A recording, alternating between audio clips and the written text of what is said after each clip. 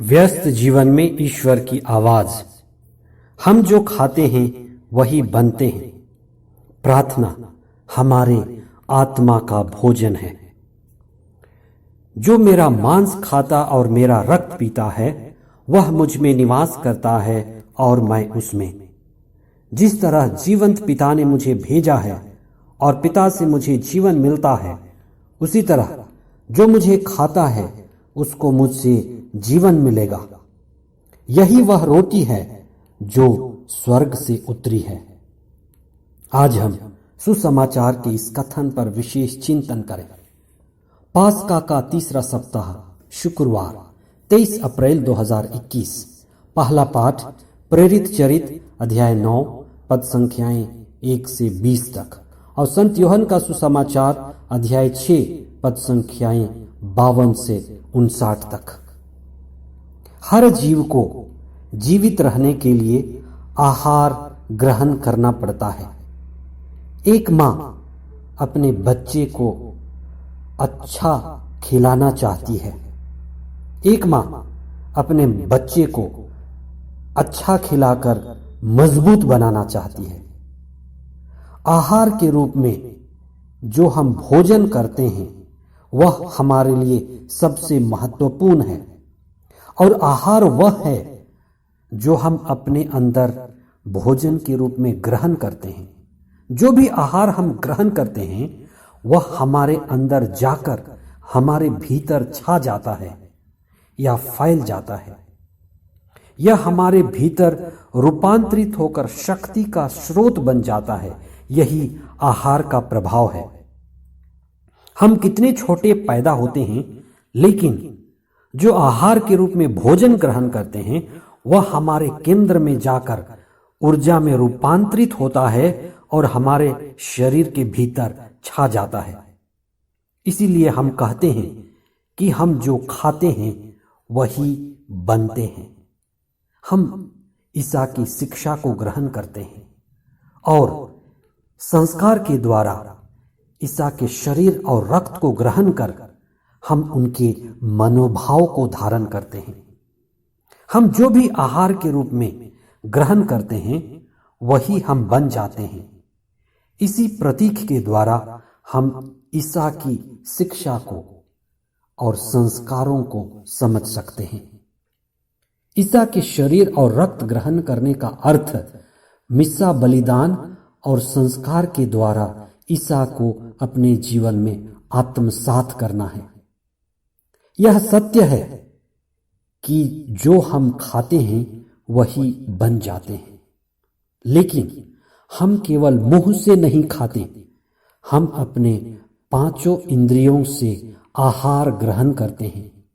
इसलिए आप ध्यान दें कि जो भी हम देखते हैं, सुनते हैं, छूते हैं, सूंघते हैं और होते हैं, मुंह के द्वारा और साथ ही साथ इन पांचों इंद्रियों के द्वारा जिन चीजों को भी हम अपने अंदर जाने देते हैं वे सभी आहार कहे जाएंगे।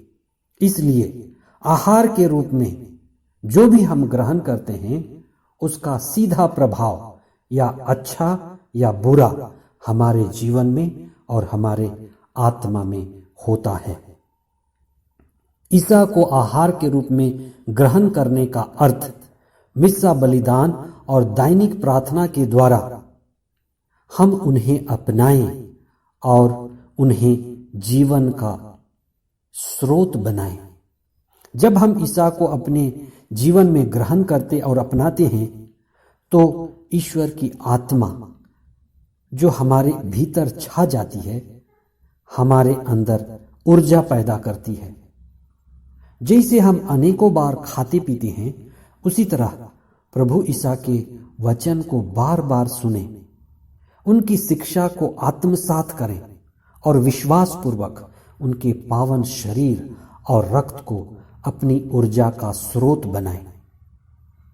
गलत और व्यर्थ चीजों को इंद्रियों के द्वारा आहार बनाकर और खाकर आज हमारी बड़ी जनसंख्या बीमार है। अतः हम अपने आहार के रूप में मुंह के द्वारा और इंद्रियों के द्वारा अच्छी चीजों को ही जाने दें।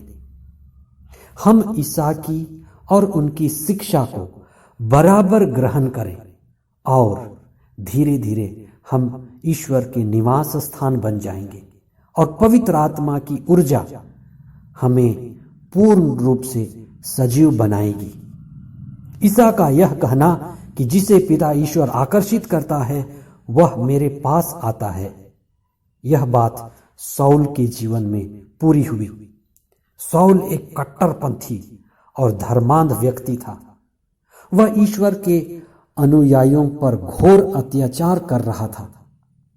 वह पकड़ पकड़ कर और घसीट घसीट कर लोगों को बंदीगृह में डाल रहा था।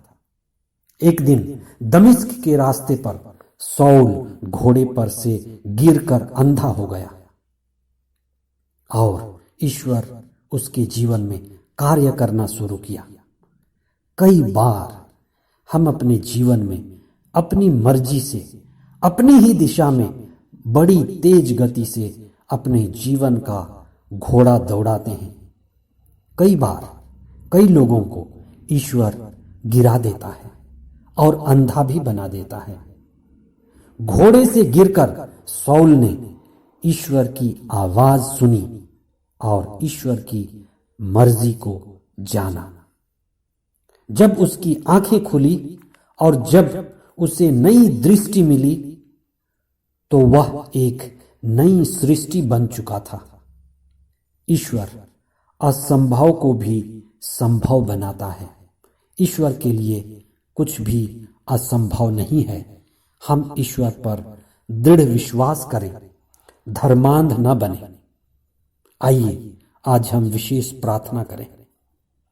हे प्रेमी पिता ईश्वर, तूने ईसा को हमारे जीवन की ऊर्जा और कृपा का माध्यम बनाया है।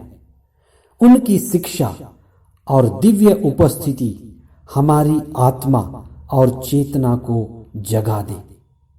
जब भी हम गिरे तेरी मर्जी को पहचाने, आत्मा में ऊपर उठें और हमेशा आपकी कृपा की दशा में रहें। आमीन।